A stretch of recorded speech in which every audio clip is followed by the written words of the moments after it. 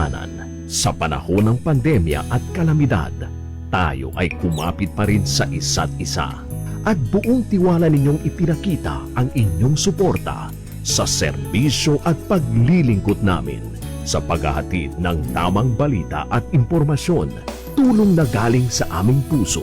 Kaya naman, sa latest survey ng Kantar at Nielsen, nangunguna ang mga himpilan ng RMN sa buong bansa. RMN, Number 1 sa Luzon, RMN, Number 1 sa Visayas, RMN, at Number 1 sa Mindanao.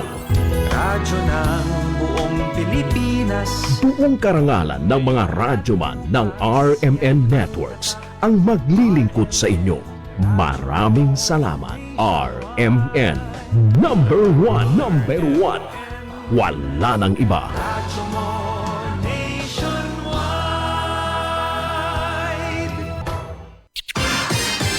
Ito ang DXMY. The Music and News FM station of RMN. Sa Cotabato. 90.9. DXMY. Oras impunto alas 6 ng umaga. RMN. Minsan, hindi mo alam kung ano ang pinag-uusapan, kung sino ang nagtatanong, at kung ano ang tanong. Ngayon, ang tenga't isipan ay buksan. Intindihin ang bawat issue dahil tayo ang apektado. Straight to the point. Ito ang balitaan at talakayan na tunay na diretsahan. Walang paligoy-ligoy, tagos, lubos, umaagos. Straight to the point. Mas malamang usapan, mas mabusising talakayan, komentaryong mas mauunawaan. Straight to the point. Tatak RMN. Radyo mo nationwide.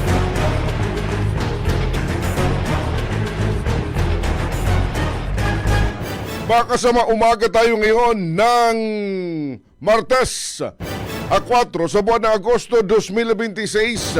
Welcome sa ating programa Straight to the point. Straight to the Point. Hanggang 7 o'clock ng morning, magkakarinigan ho tayo. Siyempre, tulad ho ng dati, pag-uusapan natin mga napapanang usapin, balita, mga kagirapan na dapat rin nyo malaman. Straight to the point. Mga nangyari po sa nakalipas na 24 oras sa loob at labas ng ating lokalidad. Kaya tumaasa ho kami sana ho'y nasa mabutiking kalagayan, nasa maayos na pangangatuan. Ano ang po inyong ginagawa? Ano po inyong pinagkakabalahan? Welcome! Samahan po ninyo kami. Straight to the point. Ating programa live na po napapakinggan dito po sa DXMY 90.9 FM sa Cotabato City. Straight to the point. DXMY 90.9 FM sa Cotabato City, mga kasama. Straight to the point. Sa Facebook naman, live po tayo sa FB page, DXMY 90.9 Cotabato, Straight.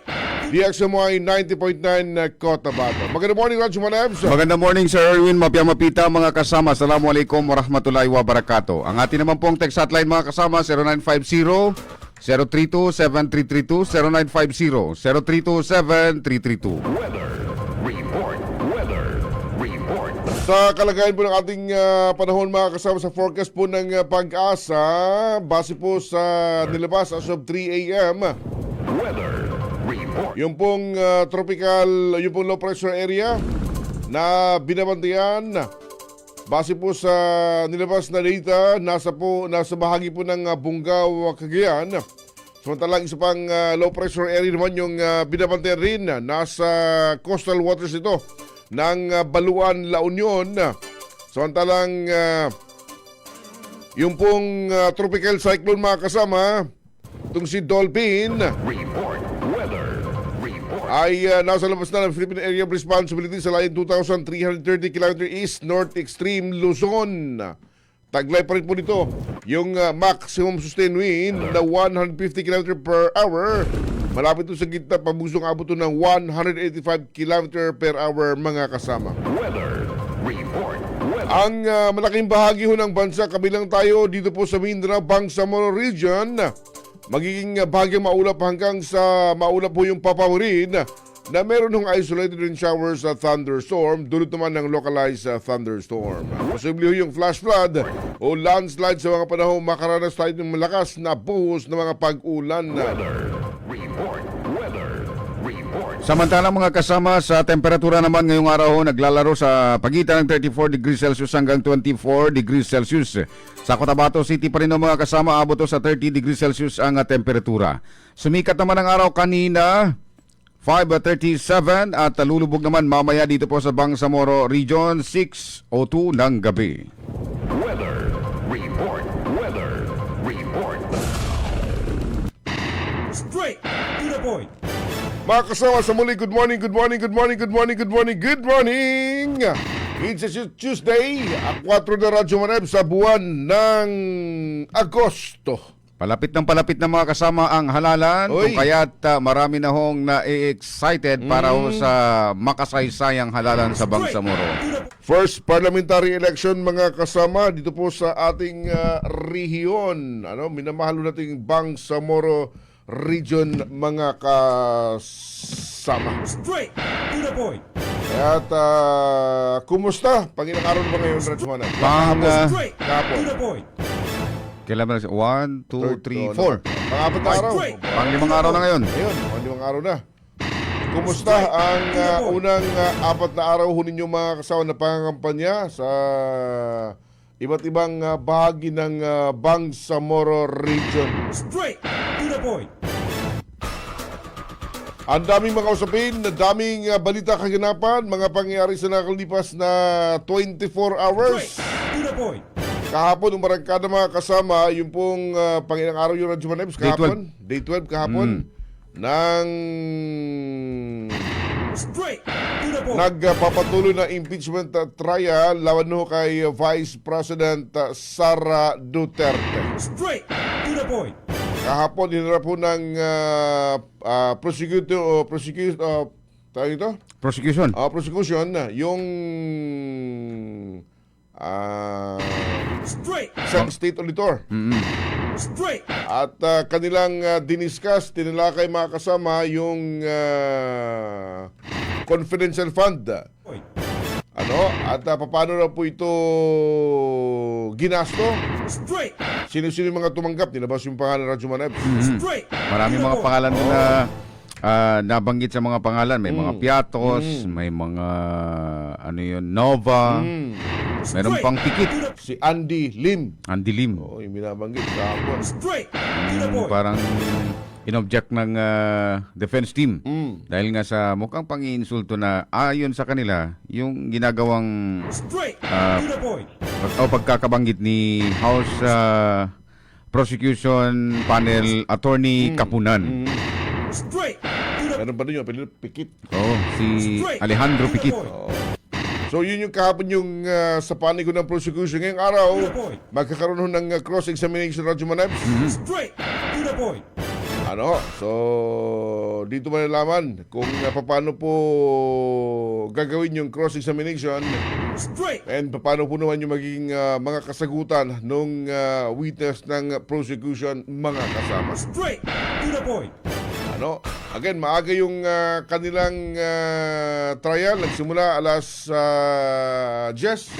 Straight. Ano oras ba ito tapos kahapon? Mga alas 3? Straight. Parang hindi na inabutan ng alas 3 eh. Mataas, mahaba yung break eh. Sinubabi ko, matagal bago nag-resume after silang mag-break. Siguro kaya naging haba yung break nila kasamang Sir Ernest at mabilis na natapos dahil nga sa Isa na ba kahapon? Isa lang? minsan lang din na nag-request si Attorney Kapunan na habang sinusuri yung mga dokumento, nag-request siya na pwede bang mag-recess muna. Mag-break muna sandali. Oo, upo muna siya kasi siyempre alam mo naman pagka senior talagang pagkatatayo ng matagal. Napahaba yung tayo. So, Mararamdaman talaga niya yung Straight. pagod. of course. Straight. Sabi niya, tanong ng presiding judge, ilang minuto ba yung gusto niya? Na breaks, mga 3 minutes na sumanap. 3 minutes. Kaya na-pa-smile na lang ang presiding officer na si Senate Judges. Presiding officer Senator Chis Escudero. Dahil nga sa nag-request si Attorney Kapunan. Okay, yan yung nangyari kahapon. So today, abangan natin Straight. ano po yung mangyayari sa gagawing cross-examination. Straight. And kung mapaaga, sino po yung susunod na witness naman na iharap po ng House of Prosecution mga kasama. Minsan sa paglalatag ng kanilang mga statement, ng kanilang mga witness kasamang Sir Erwin, okay pa naman din kung papakinggan. Pero pagdating sa cross-examination, parang dito na Dito nagkakaalaman. Oo. Straight to the point. Parang nawawala sa script eh. Hindi na nababanggit yung based on documentation. Ganon. To the point. Oo. Ba natin Lalo na. for today. At kahapon din kasamang Sir Erwin, ang naging words of the day naman kahapon, Ano yun? si Vice President Sara Duterte lamang ang may ganitong pag-iimbestiga sa confidential fund. Siya na yung sinasabing Vice Presidente na tumanggap ng confidential fund. Straight. At sa lahat ng mga Vice President na dumaan, ayon kay former COA ICFAO, Roderick Wamil, si Vice President Sara lang din ang kanyang natutukan para imbestigahan itong kanyang confidential fund. Hindi tulad nila former Vice President Jejo Marbinay at Vice President Leonid Robredo na hindi niya na ganito. Ganon. Kumbaga, naimbestigahan. Di dumaan sa kanya. Straight to the point. Kaya abangan yung day 13 ngayong araw Straight to the point. para ho sa nagpapatuloy mga kasama na impeachment trial. Straight to the point. Ano? Na Straight to the point. isa sa katuparan dito sa ating bansa at ang nasasakdal ang Vice Presidente. Straight to the point. Kayo ba mga kasama, kung kayo po ang tatanungin sa nagpapatuloy na impeachment trial laban o sa ikalawang Pangulo ng Pilipinas, saang mga article of impeachment po kayo Straight to the point. kumbaga kumpirmadong Kumbinsido. kumbinsido. Oo. Kumbinsido na ito yung nalabag ng ating Vice President. So, dalawa din ang talakay. Oo. Article 4, And then ngayon sir, ano yan? Article 1? Article 1. O kasi parang routine eh. Routine yung ginawa nilang pag-iimbestiga o ng impeachment. Scrabble. Yun. Oo. Wala sa ano, Pagkakasunod-sunod. pagkakasunod-sunod. Yun naman din yung hindi yun yung kumbaga dinepensahan ng mga legal ni Vice President Sara na dapat sana sunod-sunod yung pagtalakay sa impeachment. Dapat ayon sa pagkakasunod. 1, 2, 3, 4. Oh, kaya kung ano man no, mga kasama ang inyo pong pananaw ho dito sa nagpapatuloy ng impeachment, maaari po ninyong ipadala sa ating pong text hotline 0950-032-7332 o di kayo naman direkta sa ating pong live DXMY 90.9 Cotabato. Straight to the point. Oras mga kasama. 6:14 ng umaga mga kasama, oras atid sa atin ng United Bangsamoro Justice Party number 13 sa Balota. Straight to the point. Lipat tayo ng paksa sa sa ating local radyo manebs. Straight. Dami ring development for the past 24 hours. Straight to the point. At patuloy ngayong mga pag-arangkada ng mga political parties to include yung mga kandidato Straight to the point. sa kanilang pangampanya mga kasama. Pero itong magandang balita muna mula dyan sa bahagi ng 601st Brigade. Straight. Ano ng 6th Infantry Campaign Division Radyo Manebs. Meron ng tatlong bayan yung naideklara bilang stable internal peace Straight to the point. and security. So ibig sabihin na stable nila yung ano nila doon. Yung sa panlabas and sa panloob. Internal Peace and Security nila. Oo. SIPS. Ito'y makarang maideklara mga kasama bilang insurgency-free ang mga bayan ng Dato Angal, Mitimbang, yung bayan ng Talayan at bayan ng Gindilungan. Straight to the point. Itong nasabi mga bayan ay ang origin to Radyo Mareps, yung Talayan. Yung pinaka-mother nila, yung Gindilungan and Dato Angal, Midtimba mga kasama. So ibig sabihin yung Gindulungan pati Dato Angal kasamang Sir Erwin, bagong create pa lang yan. Crafted. Okay. Crafted from Talayan. So kinuha lang. Oo. Ito'y base sa ginanap po na symbolic signing mga kasama noong August 3 Straight to the point. kung saan pinangunahan Straight to the point. Straight to the point. Straight to the point. Straight to the point.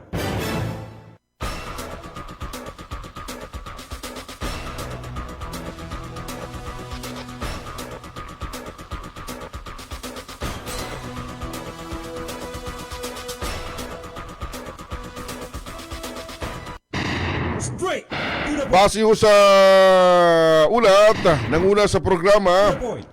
itong Assistant Radyo Manayap, Assistant Division Commander, itong si Brigadier General Edgar Cato, Parang nararamdaman ko na. ng 6th ID. Straight to the point. Siya rin po yung the same time commander ng 601st Brigade, mga kasama. Straight.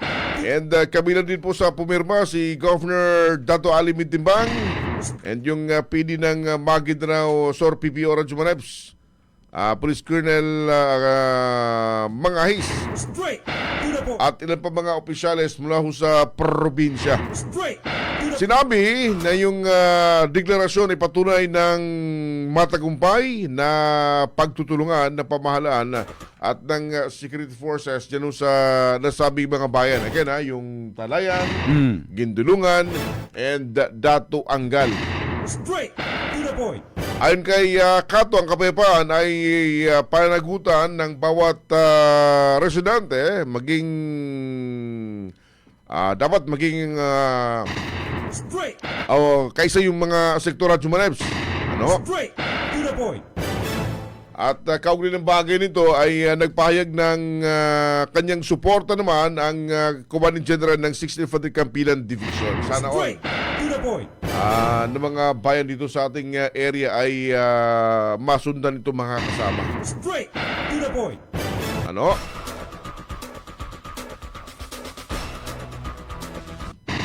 Straight to the point.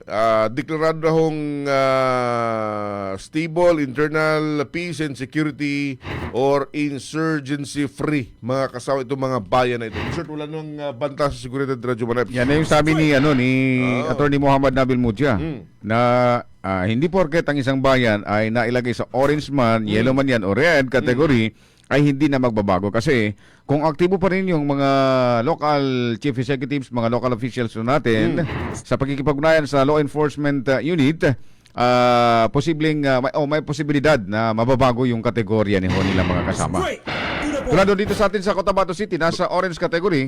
Base na rin yan sa pagsusuri at nairekomenda ng PNP sa PNP COMELEC. at AFP. PNP at AFP sa COMELEC dahil nga sa mga naging karasan noong mga nakaraang eleksyon. Straight. Sinasabi kasamang Sir Erwin na Ano? yung eleksyon nung nakaraan pang national yon. Hindi naman din yan binabase sa national man yan o local. Ang mga botante kasi nandyan lang din sa isang bayan magkakamag-anak. So, posibilidad pa rin kasi siyempre may mga sinusuportahan yan silang mga kandidato. Straight to the point. Straight to the point. Oras mga kasama, 6:20 na po ng umaga. Oras sa atin ng Bangsamoro Federalist Party number 4 sa Balota. Straight to the point.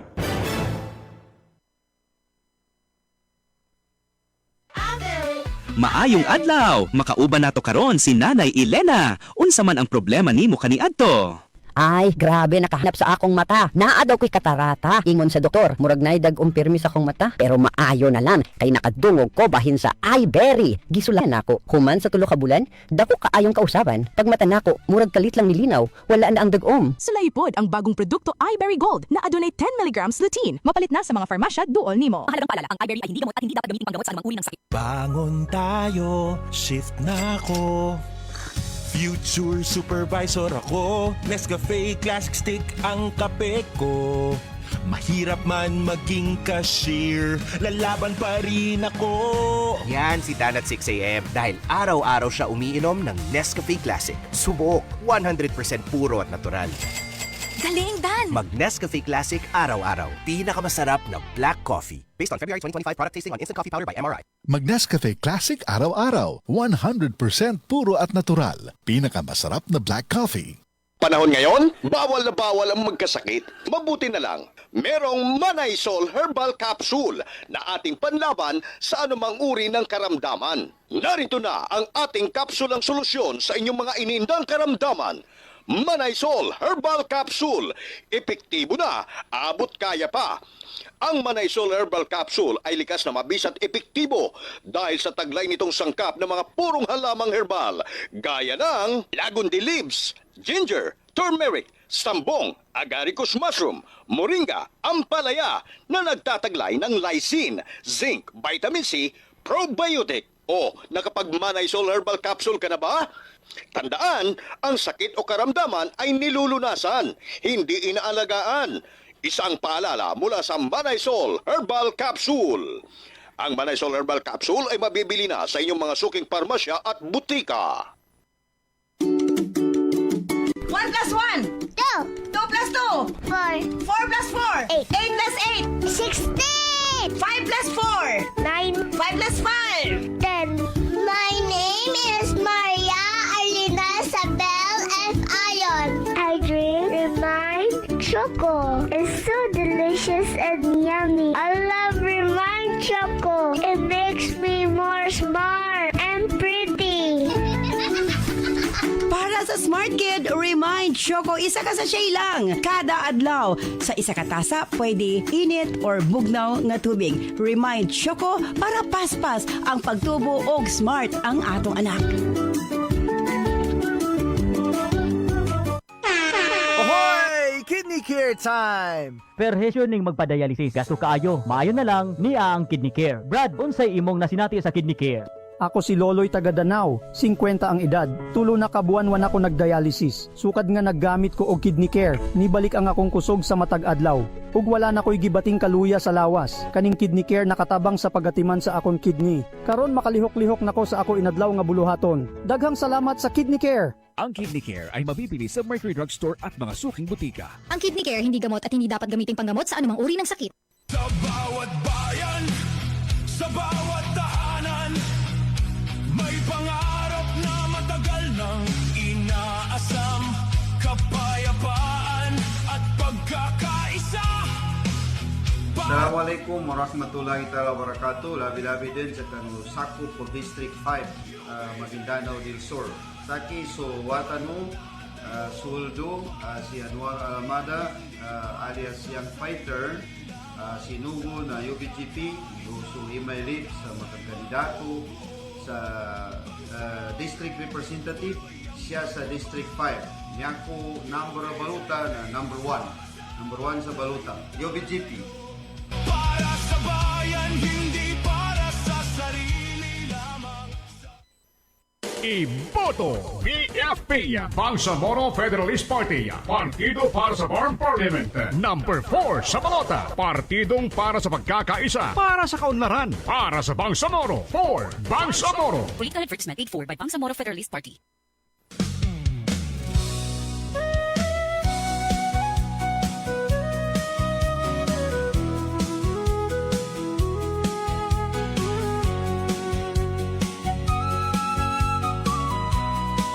Bismillahirrahmanirrahim. Assalamualaikum warahmatullahi wabarakatuh. Saki suwatano at pagkasuldo, mana si Sultan Dato Teng Ukong Gumbila ay kasapong duwaro na Sultan sa Kabuntalan Mandanao Darul Salam, abog kandidato sa pagka-tradisyonal leader kanong partido no BFP. Sunyaba at kinamong ko sa kandidato na tradisyonal leader na sabab kanong paninindag ko kanong maratabat no kita no ang mga tuko ng sultanet sa bansa ko. Ataw kanong kapangilay kanong kagkabagay no peace, unity and solidarity. Mag-isa-isa tanong kanong nyaba akamal itanong ilabi so kapapagalyatan no nyaba a eleksyon. Wassalamualaikum warahmatullahi wabarakatuh.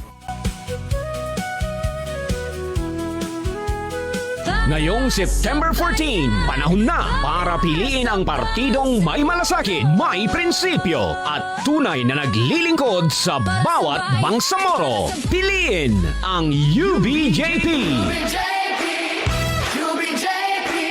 Number 13 sa balota. Partidong nagsusulong ng pagkakaisa, katarungan at magandang kinabukasan. UBJP, number 13 sa balota. UBJP! Radyo mo nationwide. Oras mga kasama sa buong kapuluan, 6:26 ng umaga. Oras mga kasama atin sa atin ang traditional leaders ng Bangsamoro Federalist Party. Straight to the point. Straight to the point. Straight. Straight. To the point. Tuloy tayo mga kasama sa ating balitan ngayong umaga ho ng Tuesday, kaapat na araw sa nagpapatuloy na campaign period. Para sa first parliamentary election. Oo. Kahapon, ito. Matagumpay itong operation ng PDEA Bomb Radyo Manibs. Oo, malaki-laki yung kanilang na-recover mga kasama sa ginawang operation. Para ho madagdagan ng ating impormasyon dito mga kasama, nasa linya ng ating komunikasyon ang tagapagsalita ng Philippine Drug Enforcement Agency BRMM, si Agent Ma'am Jo Mary. Magandang morning po Ma'am Jo. Sa DXMI po kasama si Manager Sir Erwin Kabilbigan at Sabang po. Good morning Ma'am. Morning Ma'am. Hello Ma'am, good morning po. Sandali. For a while ha. Magandang morning Ma'am Jo. Hello sir, good morning. Good morning po sa ating mga listeners. Opo. Magkiki-update kami ma'am dito po sa matagumpay na operation po ng PDEA kahapon dito po sa atin sa Cotabato City. Yes, kahapon. Sir Erwin, nagkaroon ng anti-drug operation ng ating mga tropa kasama ang ating mga kapulisan na kung saan naging successful po ang ating anti-drug operation at nakakonfiscate ito ng more or less 500 grams ng illegal drugs na nagkakahalaga po ng 3.4 million pesos. Opo. Paano ba ito siya ma'am naging na-materialize ito po nga nasabing operation po ma'am na kung saan nakasamsam po ang mga drug buster ng almost 3.4 million pesos na halaga ng suspetsadong droga? Yes, ito po ay bunga ng isang sumbong po ng ating mga concerned citizen na kung saan ito ay ating minamanmanan, binavalidate ng mahigit isang buwan at yun nga natin na talagang itong tao na to ay involved sa illegal drug activities. Kaya nagkasapo tayo ng bypass of entrapment operation. Kaya naman successfully na arrest natin itong mga suspect. Opo. Maaari bang malaman ma'am kung sino-sino itong mga suspetsado na ito ma'am? Yes, yung naturang operation na yan ay na-arrest natin itong dalawang identified suspect natin na si alias Lalang at si alias Tamtax na kung saan po base po sa ating investigation and monitoring, sila po ay naglalako or titinda ng kanilang mga illegal drug activities dito po sa Cotabato City and sa mga nearby municipalities po ng North Cotabato. Opo. Ma'am, ito sila lang at yung isa pa ito, pawang babae ito? Lalaki po, sir. Lalaki? Ito na aresto, lalaki lang ito? Yes, sir. Opo. Ano mga background nito, ma'am? Base po sa investigation po ninyo? Yes, ito ay napag-alaman natin na yun nga, ito ay matagal nang na involved po sa pagbebenta ng illegal na droga at aalamin pa namin kung sino pa yung mga kasamahan nito at tukuyin kung anong grupo o kung meron mang grupo ito na napabilang itong mga taong ito. Medyo malaki-laki ho yung worth ng droga na nasamsam. Sa investigation po yun, saan po ba yung mga areas of operation itong mga na-arresto, ma'am? Yes, meron kaming mga na-identified na areas of operation, no? Kagaya ng nabanggit ko kanina, sila po ay nagdi-distribute ng kanilang mga illegal drugs dito po mismo sa Cotabato City, sa mga nearby municipalities ng North Cotabato, Tigkawayan, Midsayap, Carmen, at mga kalapit na bayan po. At saka na-identify pa namin kung saan nanggagaling itong droga at mga kasamahan nito. Opo. Pero initially, may sinusundan na ho kayo na posibleng grupong kinaaniban itong ng dalawa, ma'am? Yes, initially meron, based on our investigation, meron na kaming mga identified na mga kasamahan nito Pero hindi pa muna natin siya pwedeng Yeah. i-debut para po sa ating mga future plans po. Opo, yeah, we understand that. Malaking grupo, ma'am, yung sindikatong kinaaliban ng dalawa? Yes, sir. Erwin, yun pa po ang patuloy natin na inaalam, no? Kung anong grupo yung kinaaniban nitong dalawang suspect na to. Okay. So kahapon, yung operation na isa katuparan sa bahagi ng Barangay Poblacion 6 ng lungsod, ma'am, anong oras ito nangyari? Yes, ito po ay nangyari ditong umaga lang po ng August 3 at around 9 approximately 9 in the morning. So maagang-magang transaksyon po ito na naging matagumpay. Yes, Sir Erwin, tayo po ay mapalad dahil nag-materialize at naging successful po ang ating operation. At nagpapasalamat din tayo sa ating mga katuwang po, sa ating partner sa Philippine National Police, especially dito po sa Cotabato City Police Office and sa ating HPG BARM and partner po from NICA. Opo. Yes, sir. Opo. Ano yung mga na-recover ng mga otoridad sa kanila na posibleng magamit bilang mga ebidensya po? Yes, aside dun sa mga droga na confiscate natin, no? Nakakuha din tayo ng na-confiscate at na-recover din natin yung 2 cellphone na posibleng ginagamit nitong mga sa illegal drug activities, isang sasakyan na multicab at mga documents dito sa registration ng sasakyan and bypass money. So yun po, yung 2 suspect na na-arrest natin ay pakasuhan sa paglabag sa Republic Act 9165, particularly Section 5, selling of illegal drugs or dangerous drugs. Opo. Yung sasakyang na-recover, ma'am, nakapangalan sa nakapangalan ho sa mga na-aresto? Hindi naman. Po, isa sa mga na-arrest natin na suspect. Siya yung owner? Yes, sir. Ayun. Opo. Ma'am, yung mga na-recover na droga, ma'am, ito ba ay same lang din sa mga na-recover po ng inyong team, ma'am, na kung saan nakabalot pa sa Chinese tea bag and then may mga print pa ng mga Chinese character? Oo. Chinese character. Opo. Yes, sir.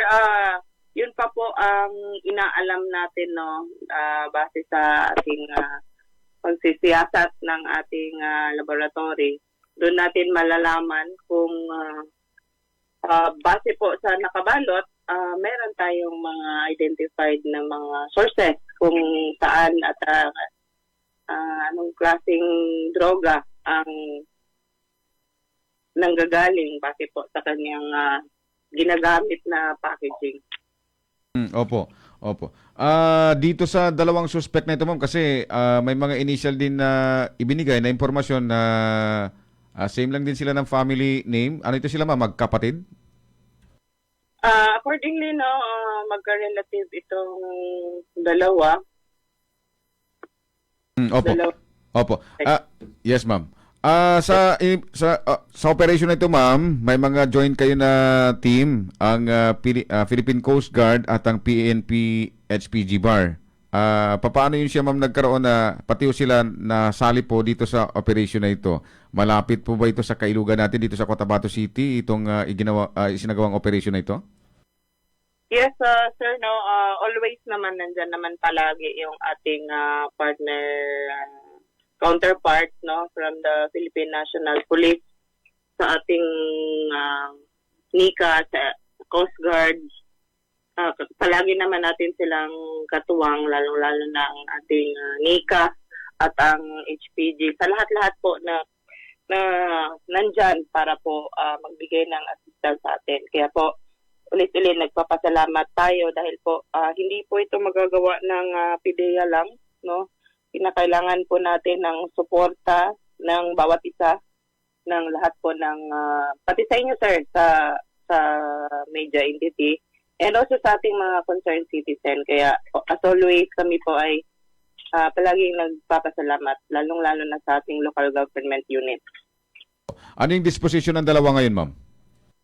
So ngayon po ay nakakulong yung dalawang suspect na naaresto natin sa ating custodial facility while awaiting po sa pag-file ng kaukulang kaso sa kanila at awaiting din para po sa kanilang court order for commitment po dito po sa ating Bureau of Jail Management and Penology. Ayun. Ma'am, sa kabilang banda, sa samantalang pagkakataon, alam natin sa ating rehiyon ngayon ay election period na ho.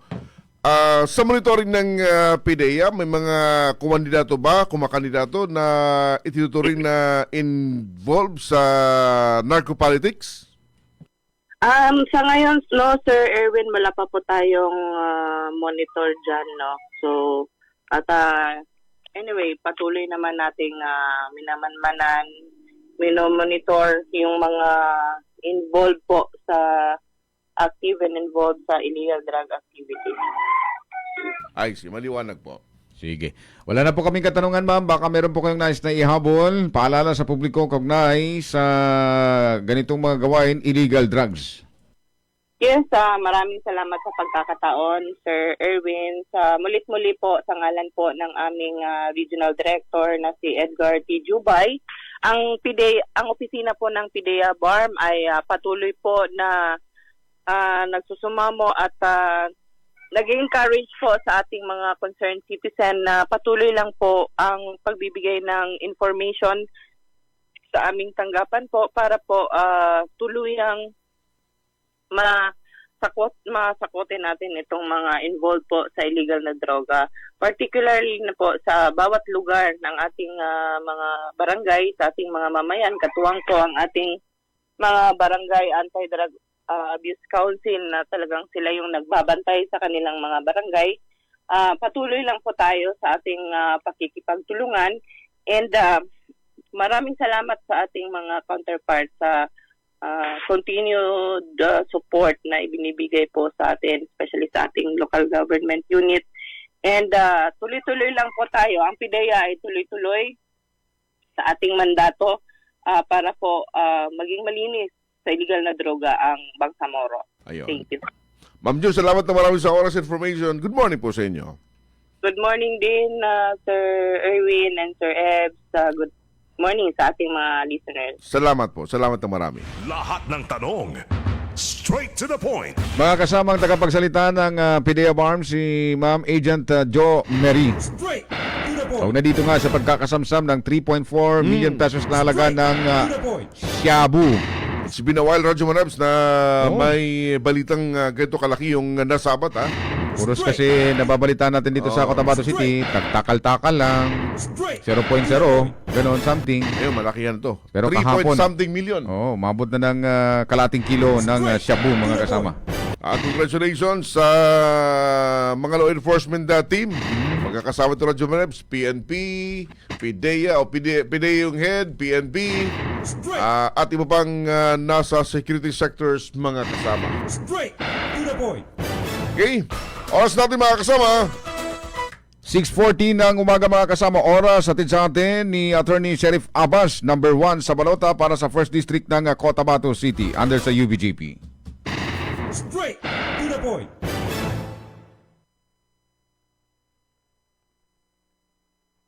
This time check is brought to you by Milo. Drink Milo every day. This time check is brought to you by MX3. Dito ako believe. This time check is brought to you by Kidney Care. Likayi ang dialysis o ubang problema sa kidney. Mag-Kidney Care. This time check is brought to you by iBerry Gold. Mas daghan ang lutin, mas epektibo, mas klaro. That time check is brought to you by Centrum Silver Advance. May nutrients adjusted for age 50 plus. Tulong para malakas ang resistensya, healthy heart, and sharp memory. The number 1 multivitamins for age 50 plus.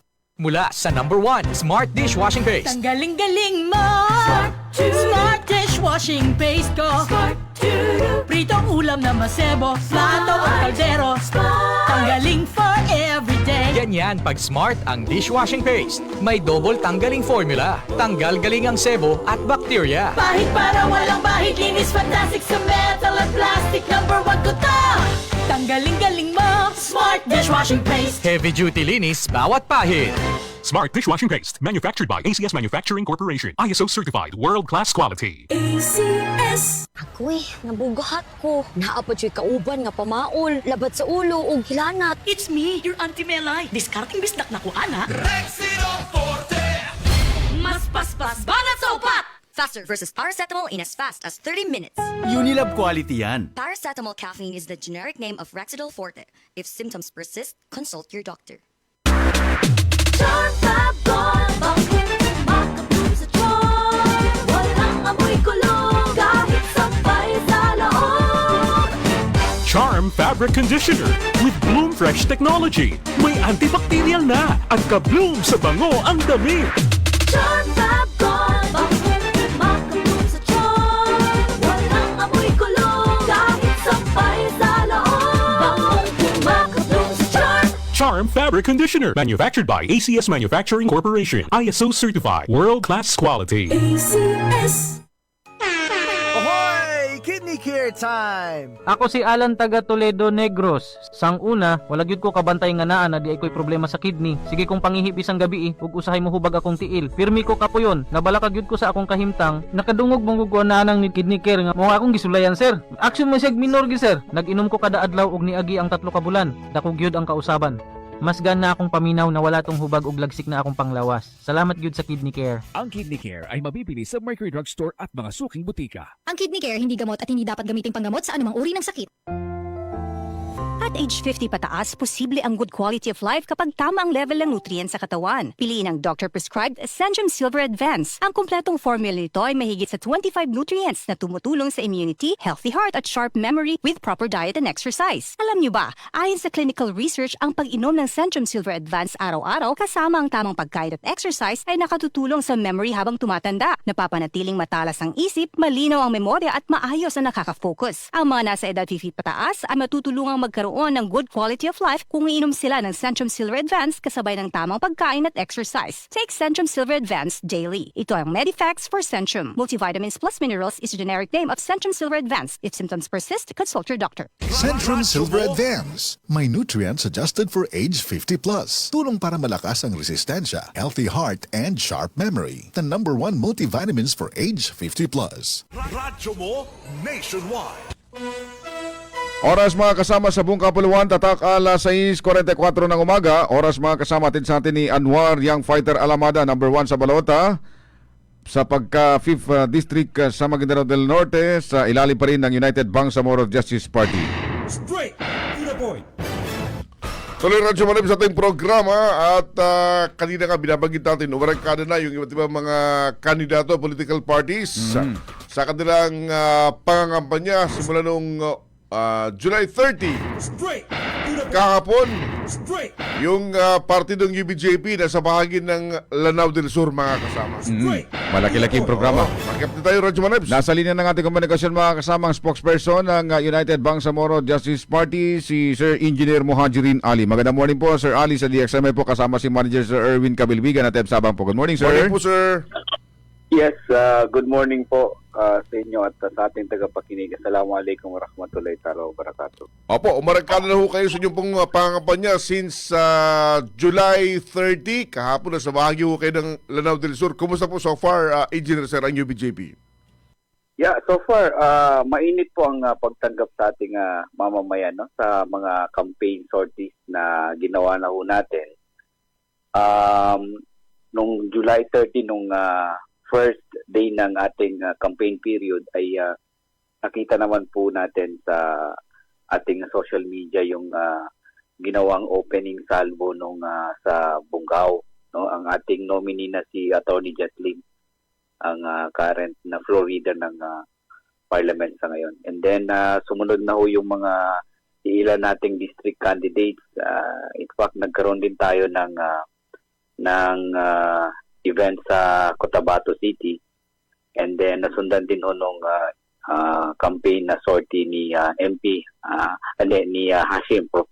Hashim Mantikayan yung isang araw sa Cotabato City no, na dinaluhan ni ating party Vice President, Executive Vice President Mohagir Iqbal. And then yesterday po, yung opening salvo po nung malaking rally natin sa Binidayan, Lanao del Sur.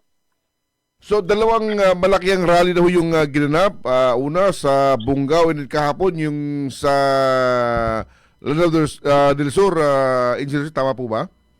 Yung sa Bungao po, ang nag-lead noon na yung ating nominee na si Attorney Jetlin po ang nagkaroon ng event, no?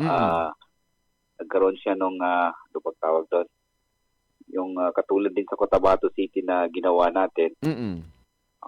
And then, pero yung malakihan, binabalak namin by province ay nagsimula kahapon. Ayun, okay. So, sinimulan yan sa Lanao del Sur. Ano yung areas na plano ho ninyong puntahan, Engineer Sir? Yeah, kasunod na po, malamang baka i-announce din ho namin yung definite date. But yung island provinces naman po natin ang susunod naming puntahan. It would be again regionally led campaign na gagawin namin. Tulad nung kahapon sa Binidayan. Opo, yung sa Binidayan, Sir Engineer, ano ito siya, Grand Proclamation Rally. Kompleto ba yung mga kandidato na sa sinagawang aktibidad? Substantially, nandun ho yung mga nominees natin, no? Even yung nominee natin from the island, in Tawi-Tawi, no? Si Shamira, ay nakadalo din po. Si Matarol Istino rin, no? From the island ay nakadalo din. At yung mga nominee natin sa Lanao del Sur ay nandun lahat. At yung sa Maguindanao naman substantially ay nandun din po lahat.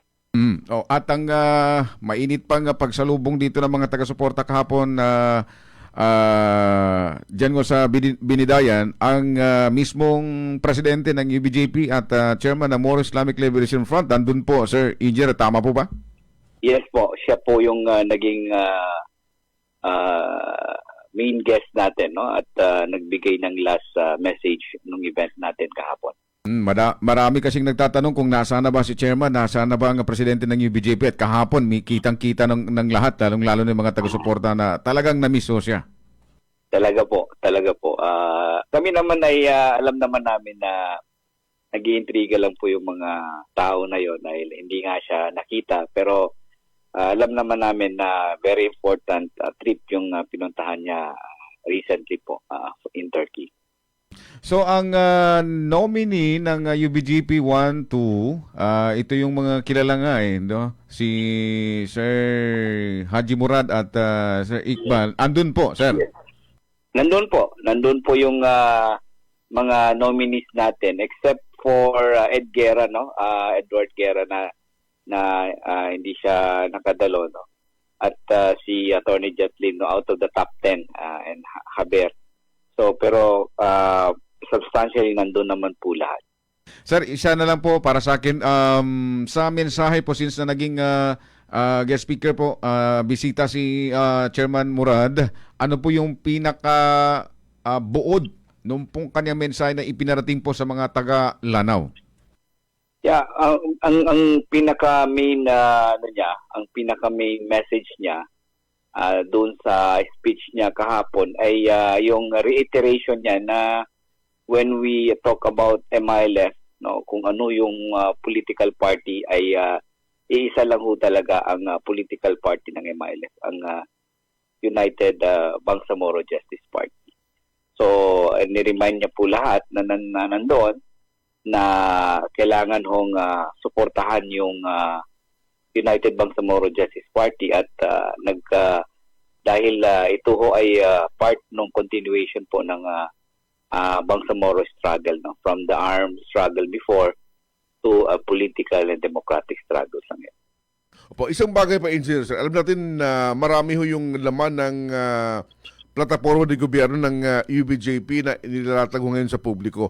Para po sa kabatiran po ng tagapakinig natin, tagapanood, ano po yung ano po yung nais nyong sabihin sa mga nakasaad dun ho sa plataforma ng gobyerno ho ng UBGP na dapat itong maintindihan po ng publiko, sir? Yeah, out of the 13 na namin na platform of government, nakasentro po lahat 'yon sa unang 1 to 3 agenda po ng aming platform. Unang-una yung unity, and then sumunod yung continue nung struggle namin na ito na nga ang continuation nito. At yung iilan doon ay mga bagay na balak naming gawin, at yung ilan naman ay continuation ng mga nasimulan na namin sa BARM sa ngayon, dahil nga ang ating chairman ay naging chief minister simula 2019 until 2025 February po. Ayun. Para po sa mga sumusuporta sa UBJP or even yung hindi po sa mga sumusuporta, sir, ano po yung mensahe po na nais po nyo iparating sa kanila? Yeah, para sa mga taga-suporta natin, no, madalas po namin sinasabi na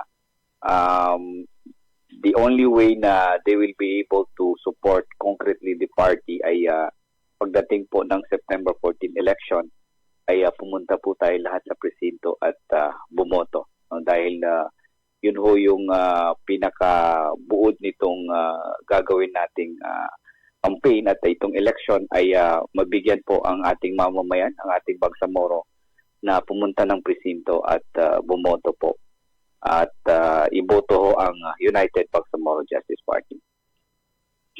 Maraming salamat po, Sir Engineer Muhajirin Ali, sa oras, impormasyon na inyo pong ibinahagi sa ating po mga tagapakinig at tagapanood. Good morning po, maraming salamat, sir. Sige po, good morning at maraming salamat.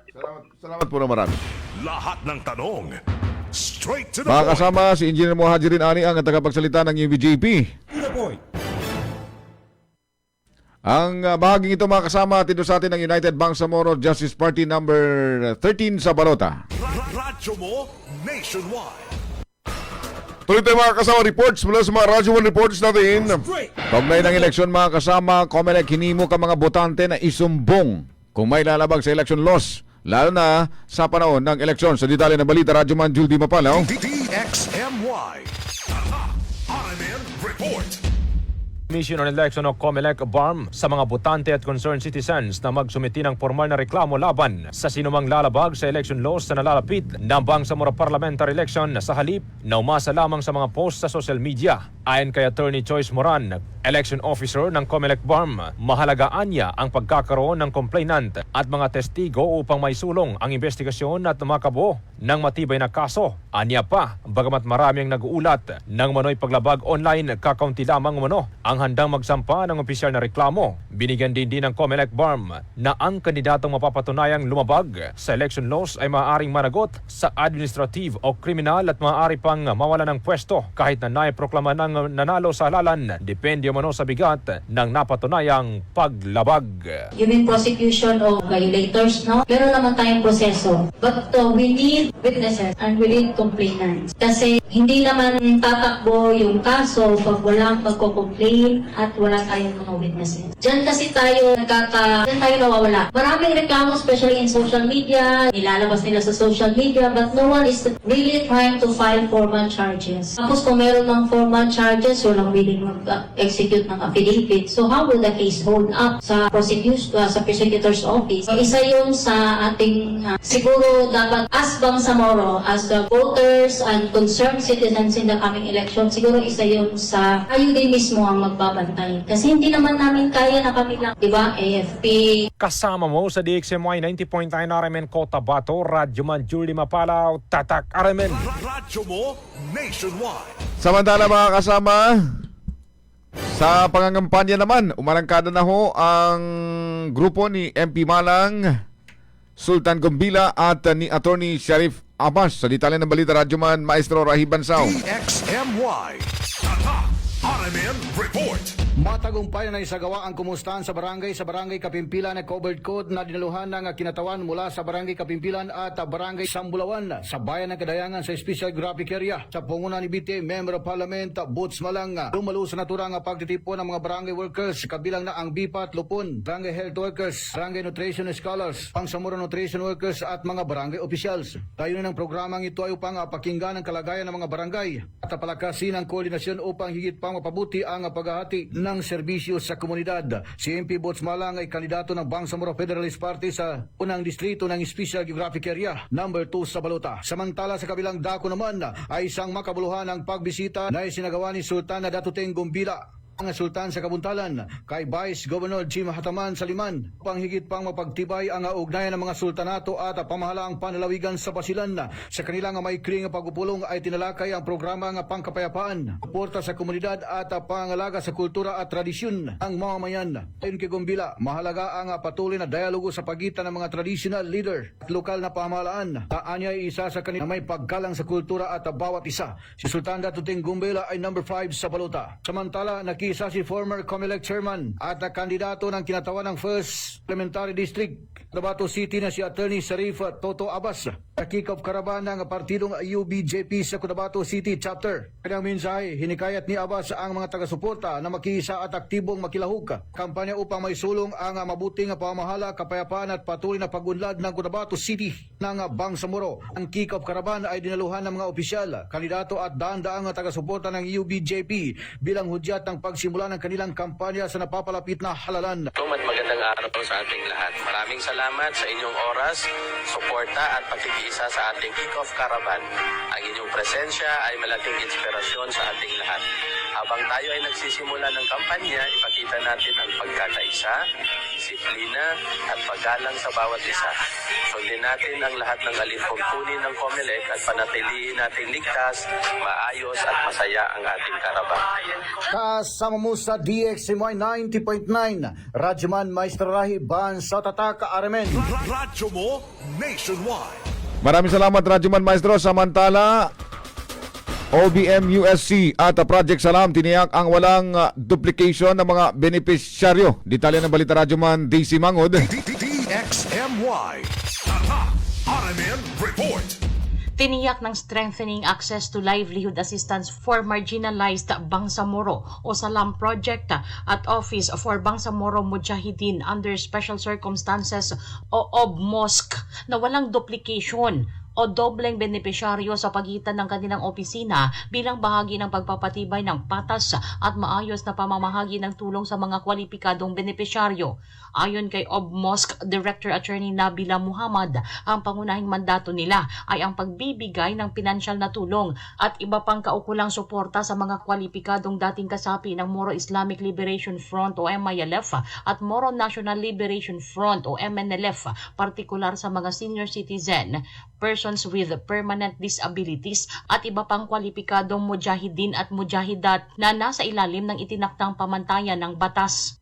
For context, ang Office of Bangsamoro Mujahideen under Special Circumstance, it's created by virtue of BA 57 or Bangsamoro Autonomy Act number 57. So essentially, our mandates, how we execute our operations are anchored thereon. Now, based on BA 57, we have one job. Yan ang like kong sinasabi sa team ko, isa lang trabaho natin. Provide financial assistance to qualified Bangsamoro Mujahideen and Mujahidats who are on time and we're good. So, yun yung main mandate namin. However, there are also secondary mandates. Yan ang tawag ko sa kanila. Secondary mandates that we have scattered all over the BA 57. Meron tayong dapat, we should also address grievances sa ground. Dapat meron din kaming renewal. But again, kung pag-uusapan natin yung main mandate, essentially just to provide financial assistance to Bangsamoro Mujahideen who are members of Moro Islamic Liberation Front and Moro National Liberation Front. Sa kabilang banda, ang Salam Project ay nakatuon sa pagbibigay ng cash assistance, livelihood support, skills training, peace education at community development programs upang mapalakas ang kakayahan ng mga benepisyaryo na magkaroon ng matatag na kabuhayan at sapat na pagkakakitaan. Ayon kay Salam Project Development Officer 5, Abdul Muhaymen Daud. The main objective of Project Salam, giving financial assistance. We have also mandated to have a community development, skills and training, and to support the peace building in the community. So Project Salam was created from Executive Order number 11 series of 2021. So aside from financial assistance, yung mga binanggit ko yung mga mandate na meron si Project Salam sa kanyang mga beneficiaries. Sa kasalukuyan, mayroong 7,000 benepisyaryo ang OBMOSC. Ayon kay Attorney Muhammad, susundan pa ito ng 3,000 pa. Gayong ang kanilang budget para sa taong ito ay sasapat sa 10,000 beneficiaries. 7,000 piso ang natatanggap ng bawat benepisyaryo kada buwan. Gayunman, makukuha nila ito quarterly o kada 3 buwan, kaya umaabot ng 21,000 pesos. As of this conversation, meron kaming 7,000, alhamdulillah, beneficiaries. Meron pa kaming susunod na 3,000 kasi supposedly ang budget ng office within this year pwedeng mag-cover ng 10,000 beneficiaries. Ang nag-cover pa lang namin in the middle of this year is 7,000. That leaves us with remaining 3,000 pa, inshallah, to be identified. 7,000 per month, but they receive it quarterly, 21,000. Tulad ng OBMOSC, katuwang din ng Project Salam ang Land Bank of the Philippines sa pamamahagi ng tulong pinansyal sa mahigit 13,000 benepisyaryo nito. Ayon kay Daod, ang pakikipagtulungan sa Land Bank ay naglalayong matiyak ang ligtas, maayos at epesyenteng paghahatid ng ayuda sa mga kwalipikadong benepisyaryo sa ilalim ng programa. Project Salam have a partnership with Land Bank of the Philippines. All the 13,000 members or beneficiaries of the project have ATM under the Land Bank of the Philippines. Kasama mo sa DXMY 90.9 Radyoman Daisy Mangud, Tatak RMN. Radyo mo nationwide. Ang bahaging yan mga kasama atin sa atin ng Bangsamoro Federalist Party number 4 sa Balota. Maraming salamat Radyo Man DC Mangud. Straight to the point. Meron palang price rollback in Radyo Marabs. Magkano? Yung sa oil price hike muna tayo Sir Erwin. Hike pala ito, ni-rollback. Di, meron silang rollback pero yung last week 7 pesos. Last week yung price hike. Oo. Okay. Yung sa diesel 7 pesos, kerosene 9 pesos, ang gasoline 6 pesos. So nung binaba nila mga kasama, magkano ang baba? Ang diesel 0.60 centavos. Yung rollback. Rollback ito, rollback na. Kerosene 2 pesos .09 centavos. At ang gasolina naman, sa awa ng Diyos, 73 centavos. Pwede bang itubil sa motor yung gasolina, yung kerosene? Pwede siguro sir, pero di ko lang alam kung hanggang saan ang abutin. Straight to the point. Ayun na lang. Morning sa ating mga viewers. Si Sir Abs sa Midimbang. Morning sir. Kanina pa pala nag-PM. Morning sir. Morning. Si John Vincent, Janet Vinted Vasquez, Sonny Rosales, Manisan Jezabel, si Sembay Adam, Mer Lokman. Morning. Si Juliano Andang, Matwa Manguda, Agata Sulaiman, si Farid Abdurrahman Impal, Edna Baldemor, Jason Sandigan, Samsudin Mama Saunda, si Bay Umuko Sumidimbang Waya, Haya Abpi, at si Agata Sulaiman. Good morning po sa inyong lahat. At saka Sir Amay Samrod. Good morning po sa inyo sir. Morning po sir. Mapiyamapitasan sa Sultan Kudra. Paalam na po kami. Today is Tuesday, 4 sa buwan ng Agosto 2026.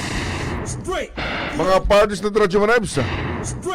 Sa ating technical, Radyoman Chief Alvin Castillon. Sa digital naman si Radyoman Ricardo Kuya Eric Madamba Jr. Ating coordinator Radyoman Maestro Rahib Bansao. Kami po ang inyong mga naging tagapaghatid balita, Radyoman Ems Abang, Radyoman Erwin Kawilvigan, Tatak RMN. Radyo mo nationwide.